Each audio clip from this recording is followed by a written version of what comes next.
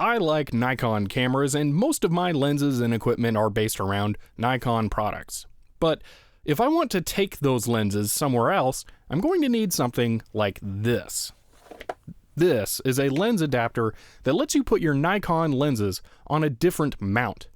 This one in particular is for Nikon G series lenses to go to a micro 4/3 mount.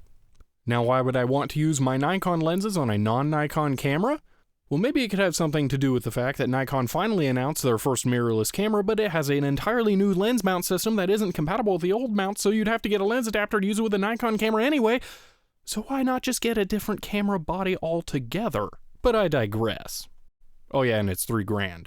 Now, this device is pretty simple, and it doesn't have any optical properties at all, so it is not a speed booster. But it does have this aperture ring that lets you control the aperture lever on the back of your lens.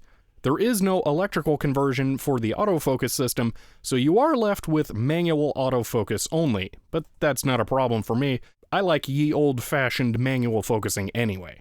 Now, the aperture ring allows you to control something like this electronic 18-55 lens that would rely on an in-body control for the aperture. All you do is slap it on there, and now you can use the aperture ring to move the aperture instead of the lever, and it covers the full range of motion of the aperture lever, despite how limited the motion of the aperture ring is. But the aperture ring does have one problem I don't like. Let me stick it up to a microphone so you can see what it is, or should I say, hear.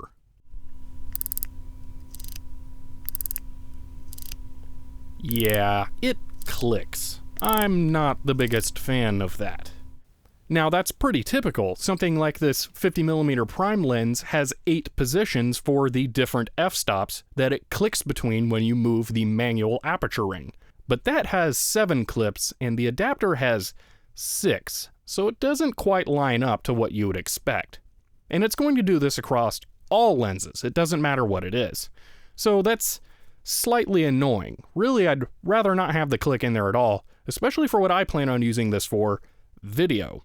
So today we're going to take a look at de-clicking one of these little cheap adapters. Now, all I'm going to need to do this is my iFixit screwdriver kit. And the process itself is actually very simple. Now we're going to start off by removing these 4 screws on the top, which has the mount plate for the Nikon F mount. Then once that's out, you're going to look inside and see 3 more screws, and that will let you remove the rest of the mount adapter for the lens that you mount to the adapter. Now the next part's going to come out in 2 pieces. One is the ring that controls the aperture, and the rest is just the metal plate that holds it in. Now, if you look at the ring, you can see that it has a groove where the aperture control ring slides into, and that's how you're able to use the ring to control the aperture. Now, I'm going to flip this upside down and totally across from the slot for the aperture control and zoom in and get a tight shot so you can see as I lift away from the ring, a spring and a ball are exposed. This ball rests against notches cut into the other piece of metal, and that's how it does the clicking. So these notches are how it sets how many clicks there are, and how it does the clicking. Disabling the click is very easy, just remove the ball and the spring. After that, just reverse the disassembly process and put it all back together. But there is one important thing to note. When you took off the topmost adapter plate, there was a thin piece of metal, and that's used to lock the lens in place. You want to make sure that it is convex towards the inside of the adapter and not concave, and that will make sure that the lens mounts correctly. And after that, you can put it all together, and if we slap the 50mm prime back on there, we can see that the action is nice and smooth for the aperture. So much better.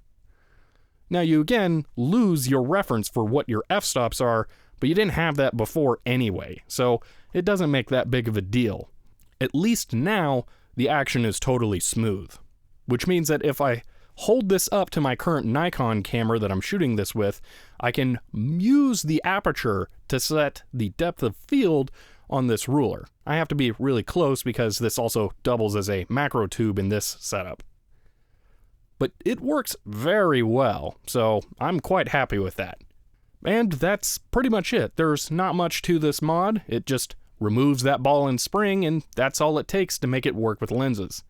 It's really nice to have the smooth aperture control on here. I've always wanted that, and now I just have an adapter that does that for every single one of my lenses. I don't even need a lens that has that built in to toggle between. So I hope this simple video was enjoyable, and I'll see you next time.